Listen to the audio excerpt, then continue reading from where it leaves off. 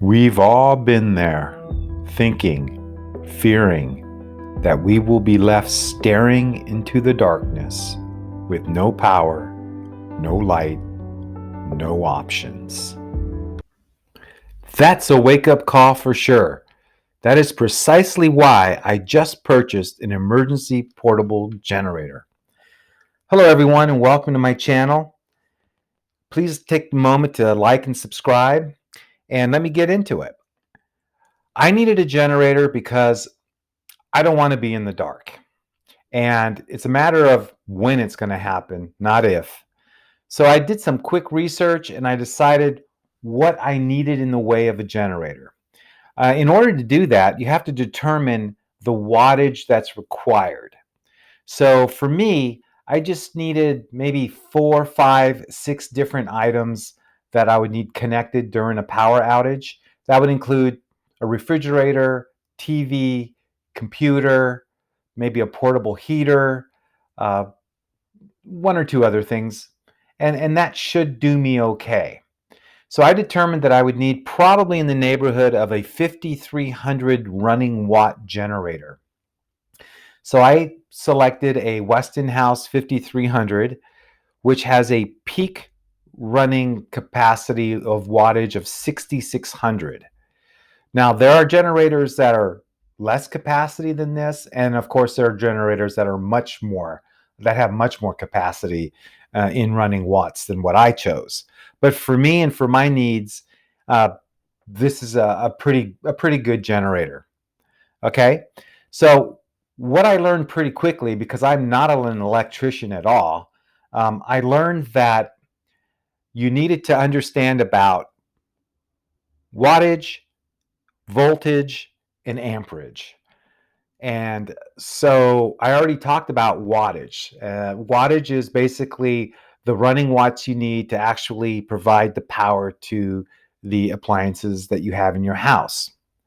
Well, the next thing would be voltage. So the unit that I bought, I chose to have a switch where it could go from 120 volts to 240 volts if necessary. Now, for most applications, 120 volts is enough. You won't need more than that. But if you did have a 240 volt need, like you had bigger equipment, maybe a dryer or something like that that you needed to hook up during a power outage, you can go for that. But for me, I'm pretty much going to stick at 120 volts. Now, one of the things that confused me is the rating.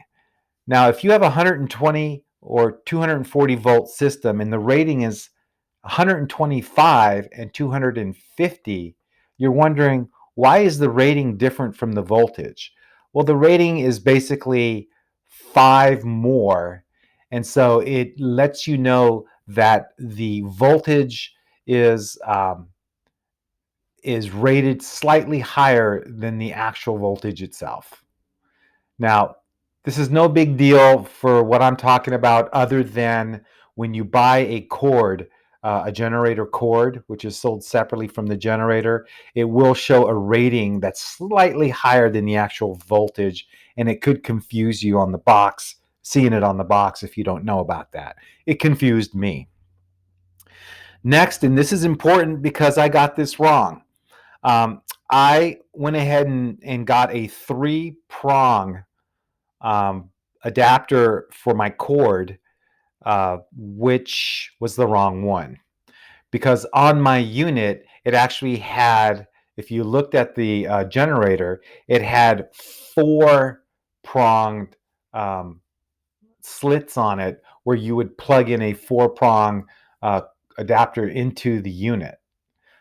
I bought the three-prong one, and so of course it didn't fit, and I had to return it. The difference between the three-prong and the four-prong is three-prong is strictly for a 120 volt connection on the generator. So some generators that are strictly 120 volt will have the three-prong connector. Four-prong is where a generator has a 120 volt and a 240 volt option via a switch, and it will have a four-prong receptacle that you put the 4-prong adapter into. Okay, that's the difference. So I had the 240, the 120 240, and yet I got the 3-prong one, which was incorrect. So you have to be aware of what kind of generator you have in the way. Is it 120 volt exclusively, or is it 120 volt and 240 volt? Okay, so know that up front. That'll save you some grief. Okay, so we've talked about some considerations. We talked about the running wattage. We talked about the amperage. Let me talk a little bit more on the amperage. The cord that you buy is usually a 25-foot length cord. And at the end, one end of the 3-prong or 4-prong, it's a 30 amp. Okay. And then at the other end, you'll want to get a 20 amp setup. So you'll have, like you can get cords that have 30 amps at 4-prong 30 amp on one end. And then on the other end of the cord, you'll have 3 or 4 20 amp plugs that you can go ahead and plug in your refrigerator or your TV or your computer into, and it works just fine. So that's a 20 amp connection, just so you know. Okay, so we've talked about wattage, voltage, and amperage a little bit. Now let's talk about actually prepping your generator. So before you even think about turning it on, you need to add oil because it ships without oil. You need to add gasoline, and a lot of them you'll need to turn on the gas line. You'll just need to turn it on so the gas can flow through the line. You'll want to connect the battery, and you'll want to make sure if you have a dual voltage, you'll want to set the switch to the correct voltage. In my case, it's 120 volts for all the stuff that I'm going to connect it to. You will get a user's manual with your generator. Be sure to read it. Read it all the way through. It provides really valuable advice on how to maintain your generator, a guide for what you can run on that generator concurrently and not exceed your running wattage.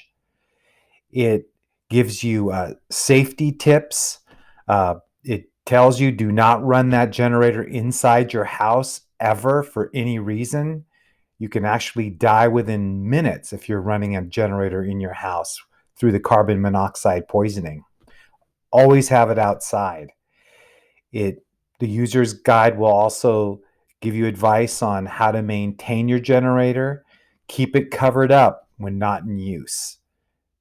Keep it covered and safe from the elements, because if you take care of your generator, it will take care of you, and you'll be able to count on it and rely on it when you need it most. One final thought is to have drills. Test out the generator on a monthly basis. From time to time, have your own little emergency disaster drill where you actually fire up the generator, hook up all the cords, all the extension cords to all of the appliances to make sure everything is running, to make sure you have enough length, that your extension cords are long enough, that everything is functional, and it's all working the way you want it to. It's always good to do that before you actually need to do it for real. So that's something that you should keep in mind, and have your extension cords in arm's length. Know where they're at, so when you need them in the dark, you can go get them and hook them up. So that's basically a quick little in-service, if you will, on how to set up a portable generator to get you going and out of the dark. Again, I made a lot of mistakes in doing it. It was my first time, but I learned from them, and that was the whole purpose of this video, was to share what my mistakes were so you don't make them when you get your portable generator. Okay, I'll see you in the next video. Again, please like and subscribe, and I will talk to you later.